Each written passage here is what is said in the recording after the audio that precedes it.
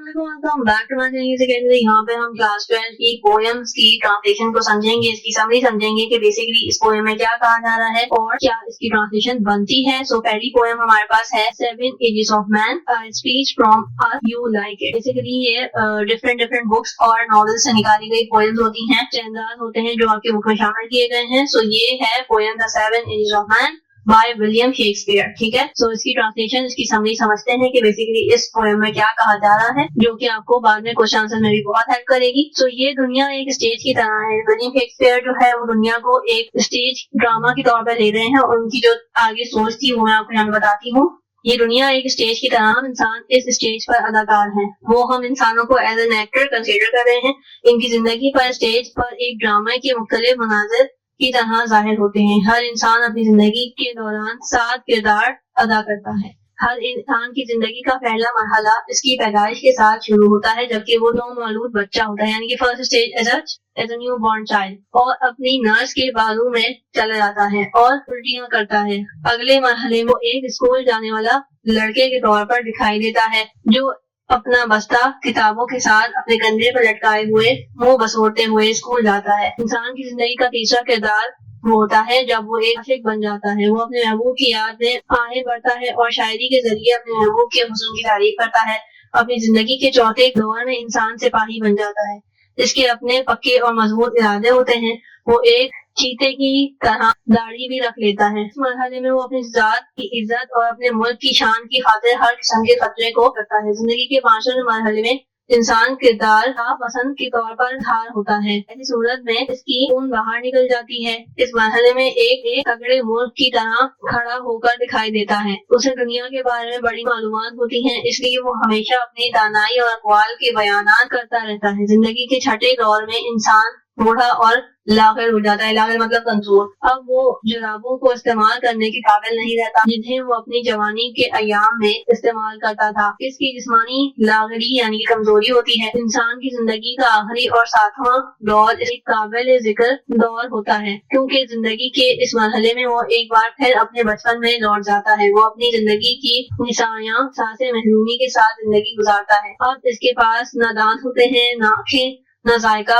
और ना ही कोई और शय जिसमें वो जिंदगी के रंग महसूस कर सके। तो बेसिकली ये एक चैप्टर था जिसमें विलियम शेक्सपियर ने स्टेजेस ऑफ मैन बताई हैं। पहले वो बच्चा होता है, फिर वो स्कूल गोइंग होता है, फिर आगे उसके सोल्जर्स की, और तरह से वो फिर सारी स्टेजेस बता के वापस से 7वीं स्टेजेस पे लाके वो बताते हैं कि इंसान वापस से बच्चा बन जाता है और क्या क्या चीजें वो करता रहता है।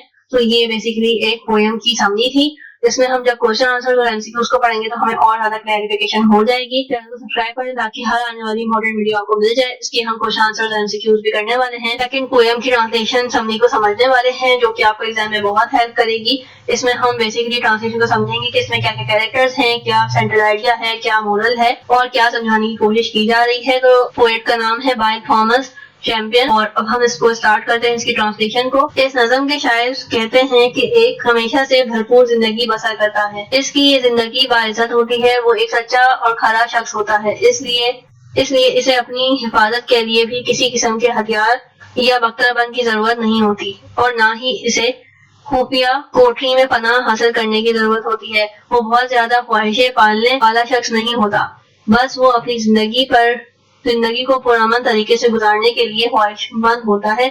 इसके दिल में ना तो जुर्म का एहसास होता है और ना ही फख्र या गुरूर होता है। उम्मीदें, तवक्कुआत इसे धोखे देने कामयाब होती हैं। वो हर हालत में सब्र शुक्र के साथ जिंदगी बसर करता है। तकलीफ गमों की शिद्दत में भी कभी भी हौसला शिकनी या हौसला के पस्त होने का इजहार नहीं करता। मुश्किलात और परेशानियों के मौके पर ऐसा शख्स मुक़द्दस किताब में दिए गए अहकामात से दानाई और हिकमत हासिल करता है।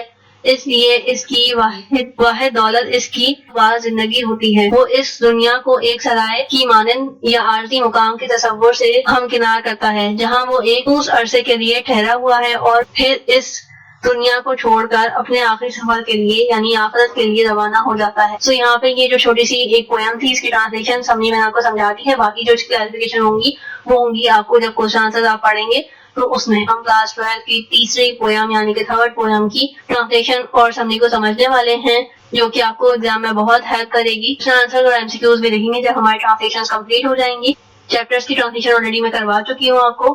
آپ میرے چینل پہ جا کے دیکھ سکتے ہیں. اس کے علاوہ ساری گیسٹ پیپرز میں آپ کے ساتھ شیئر کر چکی ہوں. سو آج کی ہماری پویم ہے لائن فرام دا سیمسنگ اگونسٹ. ٹھیک ہے. سو جان ملٹن ہمارے پاس یہ ایک پوئٹ کے طور پہ ہے اور یہاں پہ ہمارے پاس کی ٹرانسلیشن ہے. اس کی ٹرانسلیشن کو سمجھتے ہیں. بیسیکلی ایک واقعہ یہاں پہ بتا رہے ہیں. کزن سیمسنگ کے بارے میں بیان کر رہے ہیں جو مینوا کا بیٹا تھا جسے ایک قسم کی معجزاتی طاقت عطا کی گئی تھی. اس کی طاقت کا راز اس کے بالوں میں پوشیدہ تھا. سیمسنگ نے اپنی طاقت کے بل پر اسرائیل کی بہت مدد کی اور فلسطین جو ان کے دشمن تھے ان کے درمیان بڑی تباہی پھیلائی. یہ فلسطین اپنے خدا پر یقین رکھتے تھے جسے ڈریگن کہہ کر پکارتے تھے. ایک دن سیمسنگ نے ڈیلیا دیکھا جس کا تعلق فلسطین سے تھا. اسے ڈیلیا سے محبت ہو گئی یہاں تک کہ اس نے ڈیلیا سے شادی بھی کر لی. فلسطین امرا نے ڈیلیا کو قائل کیا کہ وہ سیمسنگ کے ساتھ غداری کرے. اس کو اس بات کے لیے بھی مجبور کیا گیا کہ سیمسنگ سے اس کی معجزاتی طاقت کا بھی راز دریافت کرے. ڈیلیا جو کہ سیمسنگ کی بیوی تھی وہ اپنے مقصد میں کامیاب ہو گئی. اس نے سیمسنگ کی طاقت کا راز فلسطینیوں پر واضح کر دیا. سیمسنگ کو پکڑ لیا گیا اور اس کی طاقت سے محروم کر دیا گیا. اس کے ساتھ ہی اسے نابینا بھی کر دیا گیا. اسے غزہ کے مقام پر ایک چکی کے نصب شدہ جگہ پر غلاموں کے ساتھ قید کر دیا گیا. سیمسنگ نے ان کے احکامات پر تعمیل کی اور انہیں طاقت کے لیے کرتب دکھائے حالانکہ اس وقت وہ اندھا ہو چکا تھا. بیسیکلی ایک انگریز رائٹر نے لکھا ہوا ہے اور یہ کافی پرانی کہانی ہے جو کہ آپ کو یہاں پہ ایز اے پویم شیئر کی گئی ہے. سیمسنگ ایک صابر اور ناقابل تسخیر انسان تھا. اس وقت ایک بند نمائشی زمین دوز علاقے پر کرتب دکھانے کے لیے لایا گیا.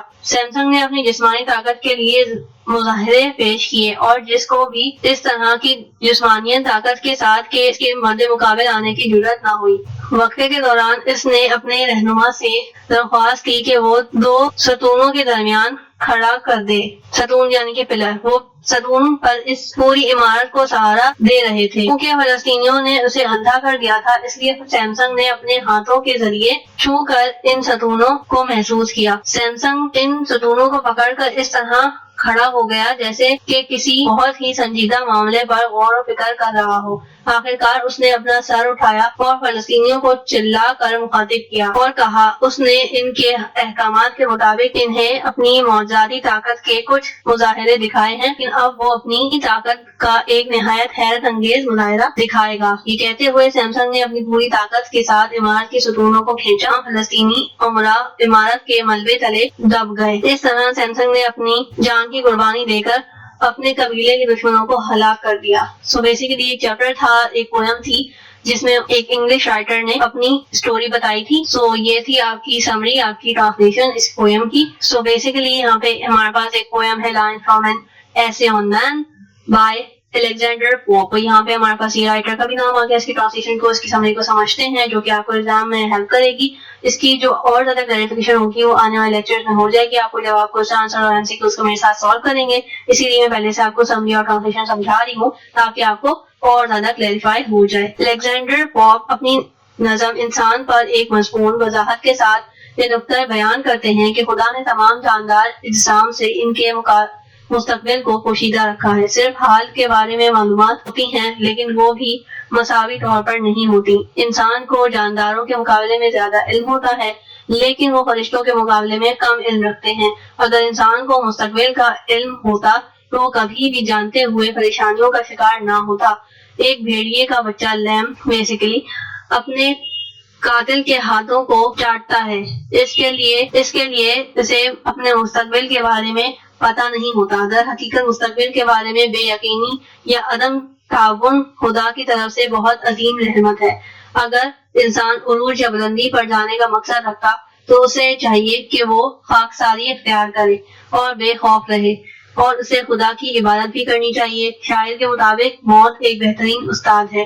یہ ہماری بے چین روحوں کو جسموں کی قید سے آزاد کر کے انہیں جنت میں بھیج دیتی ہے. جنت وہ دائمی مقام ہے جہاں روحوں کو مقام اور آزادی نصیب ہوتی ہے. سو الیگزینڈر پوپ کی جو بلیفز تھے, تھاٹس تھے یا جو بھی تھیوری انہوں نے پڑھ رکھی تھی اس کے اکارڈنگ انہوں نے ایک پویم لکھی جس میں انہوں نے انسانوں کو کچھ جو ہے وہ چیزیں بتانے کی کوشش کی کہ اس طرح سے کرنی چاہیے. تو یہ آئی ہوپ کہ ٹرانسلیشن اور سمری آپ کے لیے ہیلپ ہو رہی ہوگی. لیکچرز میں ہم کوشچن آنسرز اور MCQs کو بھی ڈیٹیل سے دیکھیں گے تاکہ آپ کے لیے اور زیادہ آسانی ہو جائے. پویم نمبر 5 کی ٹرانسلیشن اور سمری آپ کے ساتھ شیئر کریں گے. اس سے پہلے میں چیپٹرز اور باقی پوئمز کی ٹرانسلیشن اور سمری آپ کے ساتھ شیئر کر چکی ہوں. آنے والے لیکچر میں ہم کوسچن آنسر اور MCQs کو ڈیٹیل سے دیکھیں گے جیسے پر میں آپ کے ساتھ آلریڈی شیئر کر چکی ہوں، میرے چینل پہ موجود ہیں، آپ جا کے دیکھ سکتے ہیں. چینل کو سبسکرائب کریں تاکہ آنے والی ہر ویڈیو آپ کے لیے امپورٹنٹ ہے وہ آپ کو ٹائم پہ مل جائے. سو آج کی پوئم ہے اسٹینزا فرام انٹیجے written in a country courtyard. So یہاں پہ ہمارے پاس کی ٹرانسلیشن ہے، اس کی ٹرانسلیشن کو دیکھتے ہیں. شاعر گاؤں میں واقع جاگیر گرجا گھر کے قبرستان میں تنہا کھڑا ہوا تھا. وہ ان لوگوں کے بارے میں سوچنا شروع کرتا ہے جو مرحوم حالت میں اس گرجا گھر کے قبرستان کی قبروں میں پڑے ہوئے ہیں. وہ ان لوگوں کو خراج تحسین پیش کرتا ہے جو ماضی میں یہاں رہا کرتے تھے. اس کے ساتھ ہی وہ گاؤں کے سادہ لوگوں کی تقدیر کے بارے میں بھی سوچنا شروع کرتا ہے. شام کے وقت کی گھنٹی بجتی ہے، اس کے ساتھ ہی دن کے ختم ہونے کا اعلان ہوتا ہے. بھیڑیں اپنی خوشی کا اظہار کرتے ہوئے جا رہی ہوتی ہیں جبکہ وہ چراگاہ سے واپس باڑے کی طرف لوٹ بھی رہی ہوتی ہیں. کسان اپنی طویل شفقت اور دن بھر کی محنت کے باعث کھلے ہوئے دست رفتاری سے اپنے گھر کی طرف لوٹ رہے ہوتے ہیں، لیکن اب وہاں ہر طرف تاریکی چھائی ہوتی ہے اور صرف شاعر ہی اکیلا وہاں کھڑا رہتا ہے. شاعر کی یادداشت میں قدرتی مناظر کا دھندلا پڑ جاتا ہے، پھر یہ خیالوں سے اوجھل ہو جاتا ہے. یادداشت میں شامل ہر ایک شے سے ساکن ہو جاتی ہے. ایک بھنورے کے جو اپنی بھنبھناہٹ کے گیت سے وہ پرواز ہے. پھر بھیڑوں کی طرف گردن میں پڑی گھنٹیوں کی آواز سنائی دیتی ہے. اس کے ساتھ ہی دماغ پر چھایا ہوا سکون ٹوٹ جاتا ہے. ایک دوسری آواز سنائی دیتی ہے جسے کہیں عشق پچاں کی بیل سے ڈھکے ہوئے ایک مینار پر بیٹھا ایک الو شور مچا رہا ہوتا ہے. چاند سے اپنے پرسکون ماحول میں کچھ بن بلائے مہمان کی آمد کے لیے شکایت کرتا ہے. اس جگہ پر شاعر کھڑا ہو کر گاؤں کے قدیم مکینوں کی کئی قبریں موجود تھیں. یہ قبریں زیادہ تر سادہ اور درختوں سے ڈھکی ہوئی تھیں. یہ قبریں خستہ حال تھیں لیکن اسے چھوٹے سے گاؤں کے آباء و اجداد کی نشانیاں بھی تھیں. یہ مردہ اشخاص ایسی میٹھی نیند سو رہے ہوتے ہیں کہ کچھ بھی انہیں پریشان نہیں کر سکتا. ان کا پتوں سے اٹھنے والی خوشبودار ہوا سے کوئی تعلق نہیں ہے. ان کی چہچہاٹ سے کوئی دلچسپی نہیں ہے. نہ ہی ملک کی تیز بانگ انہیں جگا سکتی ہے اور نہ ہی کسی تیز ہارن کی آواز سے ان کا خون برباد ہوتا ہے. چولہوں میں سلگتی ہوئی آگ کے شعلے ان کے لیے کوئی معنی نہیں رکھتے. گھریلو بیوی کے شام کے وقت بہت دیکھ بھال کے ساتھ کام کرنے پر انہیں کوئی خوشی حاصل نہیں ہوتی. بچے اب انہیں گود میں چڑھ کر پیار سے خوش آمدید نہیں کہہ سکتے، نہ ہی اب ان کے گھٹنوں پر چڑھ کر ان سے اس طرح پیار لے سکتے ہیں جیسے کہ اس وقت کیا کرتے تھے جب وہ زندہ تھے. یہ لوگ جو قبروں میں مردہ حالت میں ہیں یہ کسان ہیں. فصلیں کاشت کرتے تھے، پھر اپنی درانتی سے اس کی کٹائی کرتے تھے. درانتی کہتے ہیں جس سے جو فصل کاٹتے ہیں، چھوٹا سا ایک اس طرح سے سی کی طرح سے وہ ہوتا ہے انسٹرومنٹ یا کوئی ٹول کہہ لیں آپ اس کو. وہ زمین کی کھدائی کرنے اور اس پر ہل چلانے کے ماہر تھے. انہیں ان بیلوں کی جوڑی کی مدد سے کھیتوں پر ہل چلانے سے بہت خوشی ہوتی تھی. اپنے مضبوط بازو کی مدد سے لکڑی حاصل کرنے کے لیے جنگل میں جا کر درختوں کی کٹائی کرتے تھے. ارادوں کے حامل لوگ ان کو محنت اور شفقت کی نظر سے دیکھتے تھے. وہ اپنے کام کے لحاظ سے بہت مخلص اور معزز تھے. وہ خاص عزم اور ارادہ نہیں رکھتے تھے، بس صرف ایمانداری سے کام کرتے تھے. وہ تقدیر پر یقین رکھتے تھے. وہ صرف اپنے خاندان کے لیے چھوٹی چھوٹی خوشیاں تلاش کرتے تھے. ان کی خوشیاں سادہ اور بے ضرر تھیں. اب ان کے کارنامے بھلائے جا چکے ہیں. ان کی تاریخی شواہد صرف ان کی ایمانداری اور معصومیت کو ظاہر کرتے ہیں. اس لیے امیر اور معزز افراد کو نہیں حقارت کی نظر سے نہیں دیکھنا چاہیے. موت ایک اٹل حقیقت ہے. یہ ہر ایک شے کی واقعات سے بھری ہوئی تاریخ کا اختتام ہے. وہ لوگ جو اپنے آپ سب کو سب سے زیادہ طاقتور سمجھتے ہیں یا جو دولت اور حسن کے نشے میں ہیں، ان سب نے ایک دن مر جانا ہے. یہاں تک کہ وہ لوگ جو بہت شاہانہ زندگی گزارتے ہیں، ان کا بھی آخری سفر قبر ہے. اگر ان لوگوں کو وقت کے ساتھ بلا دیا جائے گا تو ان کی قبروں کے قدموں پر کوئی تاریخی شواہد اور ان کے شان درج نہیں ہے، اور یہ لوگ ان کے قبروں پر فاتحہ خوانی کے لیے نہیں آتے تو ان میں سے ان کا کوئی قصور نہیں، اور یہ ان کا حق ہے کہ ان کے لیے گرجا گھر میں خصوصی دعا کے لیے ایک کریں. باقی رہ جانے والی نشانیاں اور یادداشت بھی محفوظ گزشتہ واقعات میں یہ طاقت نہیں کہ وہ مردہ لوگوں کو زندگی کی طرف واپس لا سکیں. وہ الفاظ جو انہیں عزت دینے کے لیے ان قبروں پر بولے جاتے ہیں، وہ قبروں کے ان خاموش مکینوں کو زندگی کی سانسیں فراہم نہیں کر سکتے، یہاں تک کہ خوشامد کے انداز میں ادا کیے گئے الفاظ بھی موت کے دل میں زندگی کی شمع نہیں روشن کر سکتے۔ ہم صرف مہربان الفاظ کے ذریعے اجتماعی طور پر دعا کا انتظام کریں، ان کے دعا کا وسیلہ بنیں اور ان مردہ لوگوں کو خراج تسلیم پیش کریں، ان کے روحوں کی بخشش کے لیے درخواست کریں۔ ممکن ہے کہ قبرستان میں موجود تمام قبروں سے کچھ قبریں عظیم لوگوں کی بھی ہیں، ان میں کچھ لوگ ایسے ہیں جنہوں نے روحانیت اور محبت کا اعلیٰ مقام حاصل کیا ہوا ہے، ایسے بھی ہیں جو اپنے وقت کے عظیم حکمران تھے، ایسے بھی ہیں جو عظیم صوفی بزرگ تھے۔ ان کی روحانی رہنمائی کی بدولت تمام انسان آج تک فیض اور برکت حاصل کر رہے ہیں۔ یہ لوگ عظیم تھے، اگرچہ ان کے پاس عظیم خیالات کے لحاظ سے علم نہیں تھا۔ یہ لوگ غریب تھے، بہت خوش تھے اور اپنی غربت کو خدا کی طرف سے رحمت تصور کرتے تھے۔ وہ روحانی خوشی کی تلاش میں دلچسپی رکھتے تھے۔ کہتے ہیں کہ قیمتی پتھروں کے بہت سے نادر و نایاب نمونے سمندر کی تہہ میں پائے جاتے ہیں، جو کہ نہ کبھی انسان کی آنکھ سے تحسین حاصل کر پاتے ہیں اور نہ ہی کبھی انسان کی نگاہوں کے سامنے آتے ہیں۔ اس طرح بہت سے پھل ایسے ہوتے ہیں جو صحراؤں میں ہی کھلتے ہیں، جہاں ان کے حسن اور دلکشی کو سراہنے کے لیے کوئی موجود نہیں ہوتا، بلکہ اس قسم کی صورتحال انسانوں کے ساتھ بھی ہے۔ کچھ انسان ایسے ہوتے ہیں جنہیں اپنی زندگی یہاں تک کہ موت کے بعد بھی ہر طرح کی عزت افزائی حاصل ہوتی ہے، جبکہ کچھ ایسے ہیں جو عظیم تھے مگر نہ تو وہ زندگی کو نام اور عزت حاصل کر پاتے ہیں اور نہ ہی موت کے بعد ان کو عزت ملتی ہے۔ یہ بات ہی ممکن ہے کہ ان مردوں سے کوئی ایسا شخص ہو جو آزادی کے لیے بہت زیادہ پیار کرتا ہو، ایک بہت عظیم سیاسی رہنما ہو، لیکن انہیں اپنے جذبات اور قوتوں کے اظہار کے لیے کوئی موقع نہ مل پایا ہو۔ اب وہ ان قبروں میں آرام فرما رہے ہیں۔ ہم صرف ہیمپٹن، ملٹن اور کرومویل کے بارے میں آگاہ ہیں، لیکن ان کی طرح کے نہ جانے کتنے عظیم انسان موجود ہیں نامے کی موت مر گئے۔ ان کے لیے کوئی فاتحہ خوانی نہیں ہوتی۔ قبرستان میں دفنائے گئے ایسے افراد جیسا کہ یہ قبرستان ہے، یقیناً ان مردہ لوگوں میں سے کچھ عظیم رہنما ہوں گے جنہوں نے عظیم الشان اسمبلیوں میں داد و تحسین حاصل کی ہوگی۔ وہ اپنے ملک میں نئی اصلاحات کے نافذ کے قابل ہوں گے، وہ اپنی قوم کے لیے خوشحالی اور خوشیوں کا باعث ہوں گے۔ تاریخ صرف مہربان اور شفیق حکمرانوں نے ہی شہرت حاصل نہیں کی، بلکہ ظلم اور جابر حکمرانوں نے بھی مشہور شہرت حاصل کی ہے۔ ان جابر حکمرانوں نے انسانوں کی زندگیوں کو تباہ برباد کر کے اقدامات کیے تاکہ وہ اپنے اقتدار کو حاصل کریں۔